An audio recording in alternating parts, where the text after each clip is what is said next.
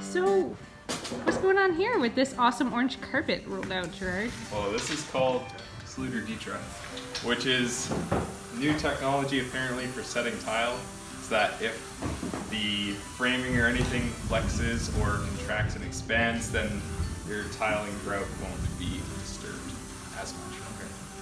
Okay. Well, Max and I are just laying out this stuff for the kitchen and getting it prepped. The team picked up their piles of tiles and set to work in this process of tiling the kitchen and bathroom floors. First, they laid down a layer of thin-set mortar on the plywood. Then they lay measured out sheets of the uncoupling membrane on top of the wet mortar. Then some fun with yet another puzzle in trying to lay out a road map with the tiles to plan where each of them will be placed. Some tiles may need to be cut to fit, and with another layer of mortar, the tiles can be laid on top with spacers in between to leave room for the grout. Then grout can be added, liquidy enough to settle into the spaces in between the tiles. Then finally a couple of rounds of wiping off the tiles, first while the grout is not completely dried in order to shape it, and second to wipe off the excess film left on the tiles. As the sisters worked together wiping the grout, it was truly a bonding experience. And remember those cupboards that Patrick and Father Ben built? Well, now that the tiling is done in the kitchen, they can be installed. And our friend Mike came to help Father Ben with the installation.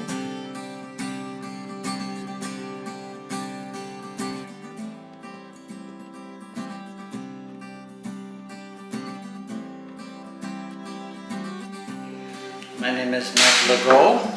I serve in the Christ whenever I can. And, I used to do construction prior to my retirement, and I worked for 50 years in construction.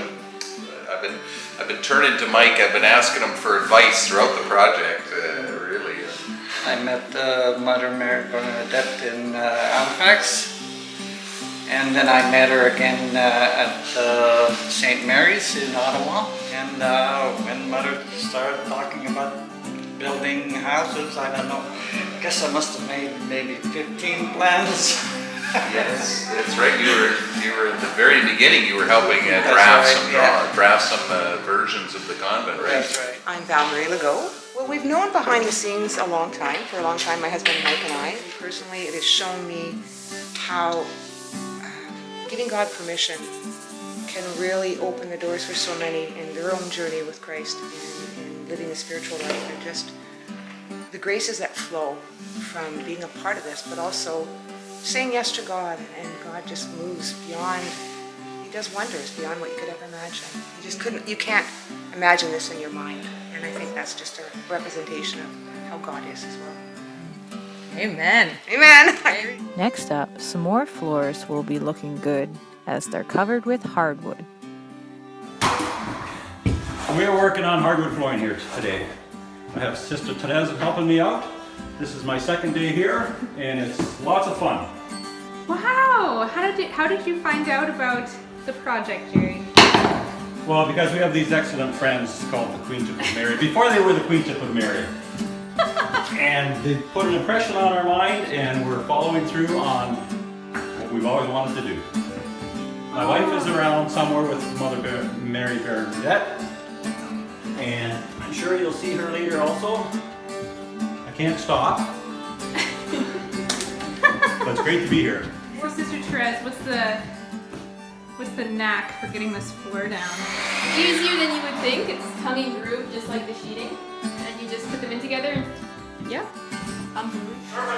Serpentine. You do like a little serpent, but not too close to the edge because you don't want it to squish out on your hands, which has happened only twice. It's taken me long enough to get this far. I'm just here to slow Jerry down. Yeah, so look at this beautiful hardwood and some tiling done. Hey? Yeah, it was the tile team racing the hardwood team, but nobody really won because they didn't know it was a race. Sometimes it does seem like things go at racing speed on the work site.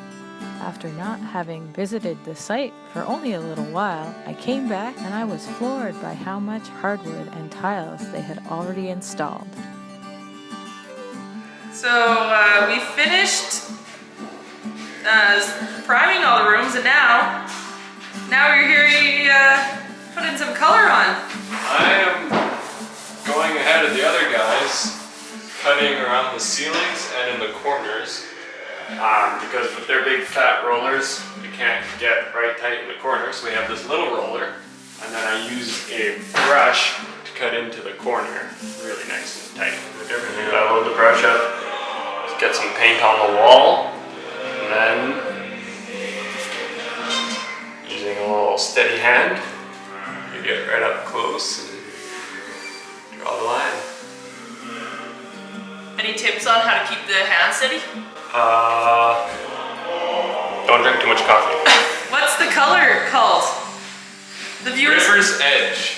Wow. Yes. Yeah, the viewers are gonna want to know that. Yes. Doesn't it make you feel like you're just sitting on the edge of a river, just watching the stream gently go by? Yep. That's all I got. That's what I was thinking about too when I saw the color. That's good. These guys really are on a roll with this painting process. They'll deserve a little break at the river's edge for sure.